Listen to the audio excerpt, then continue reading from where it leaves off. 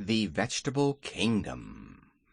After the wizard had wiped the dampness from his sword and taken it apart and put the pieces into their leather case again, the man with the star ordered some of his people to carry the two halves of the sorcerer to the public gardens.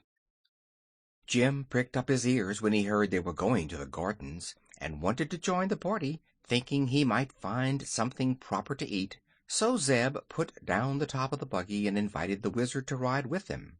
The seat was amply wide enough for the little man and the two children, and when Jim started to leave the hall, the kitten jumped upon his back and sat there quite contentedly. So the procession moved through the streets, the bearers of the sorcerer first, the prince next, then Jim drawing the buggy with the strangers inside of it, and last the crowd of vegetable people who had no hearts and could neither smile nor frown. The glass city had several fine streets, for a good many people lived there, but when the procession had passed through these it came upon a broad plain covered with gardens and watered by many pretty brooks that flowed through it. There were paths through these gardens, and over some of the brooks were ornamental glass bridges. Dorothy and Zeb now got out of the buggy and walked beside the prince, so that they might see and examine the flowers and plants better. "Who built these lovely bridges?" asked the little girl. "No one built them," answered the man with the star. "They grow." "That's queer," said she. "Did the glass houses in your city grow too?" "Of course," he replied, "but it took a good many years for them to grow as large and fine as they are now. That is why we are so angry when a rain of stones comes to break our towers and crack our roofs." "Can you mend them?" she inquired. "No, but they will grow together again in time, and we must wait until they do." They first passed through many beautiful gardens of flowers, which grew nearest the city, but Dorothy could hardly tell what kind of flowers they were, because the colors were constantly changing under the shifting lights of the 6 suns. A flower would be pink one second, white the next, then blue or yellow, and it was the same way when they came to the plants, which had broad leaves and grew close to the ground. When they passed over a field of grass, Jim immediately stretched down his head and began to nibble. "A nice country this is," he grumbled, "where a respectable horse has to eat pink grass." "It's violet," said the wizard, who was in the buggy. "Now it's blue," complained the horse. "As a matter of fact, I'm eating rainbow grass." "How does it taste?" asked the wizard. "Not bad at all," said Jim.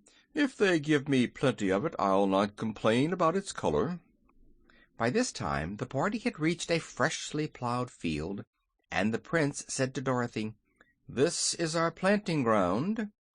Several Mangaboos came forward with glass spades and dug a hole in the ground. Then they put the two halves of the sorcerer into it and covered him up. After that other people brought water from a brook and sprinkled the earth. "He will sprout very soon," said the prince, "and grow into a large bush, from which we shall in time be able to pick several very good sorcerers." "Do all your people grow on bushes?" asked the boy. "Certainly," was the reply. "Do not all people grow upon bushes where you come from, on the outside of the earth?" "Not that I ever heard of." "How strange! But if you will come with me to one of our folk gardens I will show you the way we grow in the land of the Mangaboos." It appeared that these odd people, while they were able to walk through the air with ease, usually moved upon the ground in the ordinary way. There were no stairs in their houses, because they did not need them, but on a level surface they generally walked just as we do. The little party of strangers now followed the prince across a few more of the glass bridges and along several paths until they came to a garden enclosed by a high hedge. Jim had refused to leave the field of grass, where he was engaged in busily eating, so the wizard got out of the buggy and joined Zeb and Dorothy, and the kitten followed demurely at their heels. Inside the hedge they came upon row after row of large and handsome plants, with broad leaves gracefully curving until their points nearly reached the ground. In the center of each plant grew a daintily dressed mangaboo, for the clothing of all these creatures grew upon them and was attached to their bodies. The growing mangaboos were of all sizes, from the blossom that had just turned into a wee baby to the full-grown and almost ripe man or woman. On some of the bushes might be seen a bud, a blossom, a baby, a half-grown person, and a ripe one, but even those ready to pluck were motionless and silent, as if devoid of life. This sight explained to Dorothy why she had seen no children among the mangaboos, a thing she had until now been unable to account for. "Our people do not acquire their real life until they leave their bushes," said the Prince.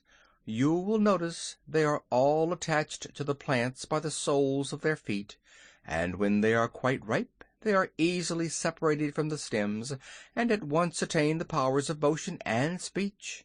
So while they grow they cannot be said to really live, and they must be picked before they can become good citizens." "How long do you live after you are picked?" asked Dorothy. "That depends upon the care we take of ourselves," he replied.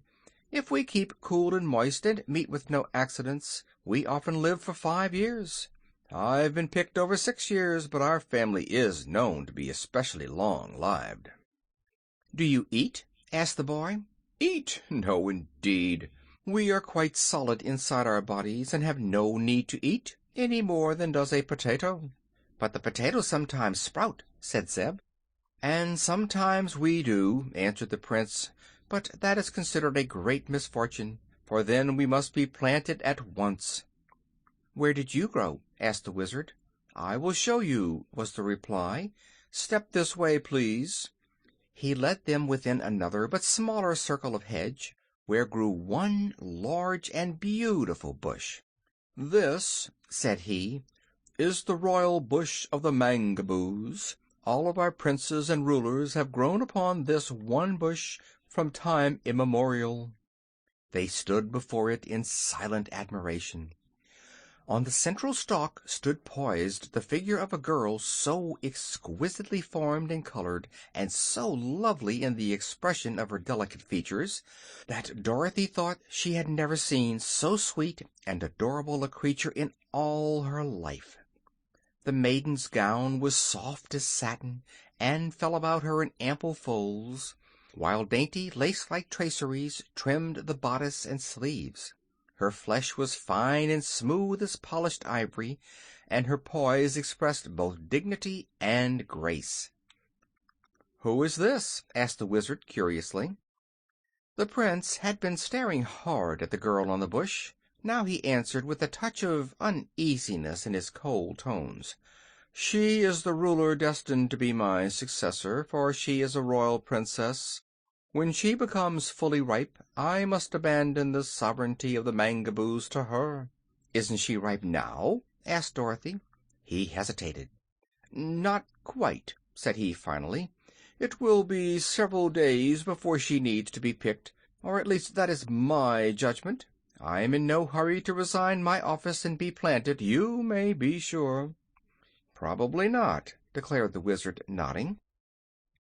"This is one of the most unpleasant things about our vegetable lives," continued the Prince with a sigh, "that while we are in our full prime we must give way to another, and be covered up in the ground to sprout and grow and give birth to other people." "I'm sure the Princess is ready to be picked," asserted Dorothy, gazing hard at the beautiful girl on the bush. "She's as perfect as she can be." "Never mind," answered the Prince hastily. "She will be all right for a few days longer, and it's best for me to rule until I can dispose of you strangers, who have come to our land uninvited and must be attended to at once." "What are you going to do with us?" asked Zeb. "That is a matter I have not quite decided upon," was the reply. "I think I shall keep this wizard until a new sorcerer is ready to pick, for he seems quite skillful and may be of use to us. But the rest of you must be destroyed in some way, and you cannot be planted, because I do not wish horses and cats and meat people growing all over our country." "You needn't worry," said Dorothy. "We wouldn't grow underground, I'm sure."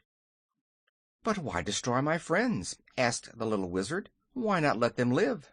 "They do not belong here," returned the Prince.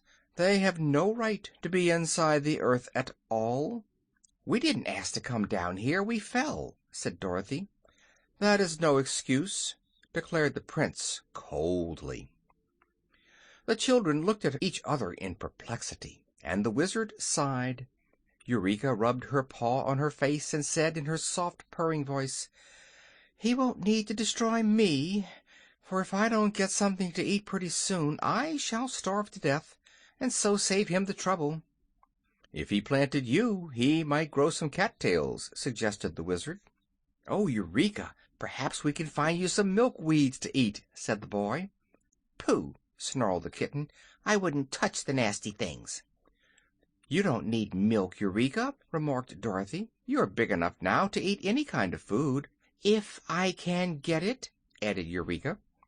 "I'm hungry myself," said Zeb, "but I noticed some strawberries growing in one of the gardens, and some melons in another place. These people don't eat such things, so perhaps on our way back they will let us get them." "Never you mind your hunger," interrupted the Prince. "I shall order you destroyed in a few minutes, so you will have no need to ruin our pretty melon vines and berry bushes. Follow me, please, to meet your doom." End of chapter 4.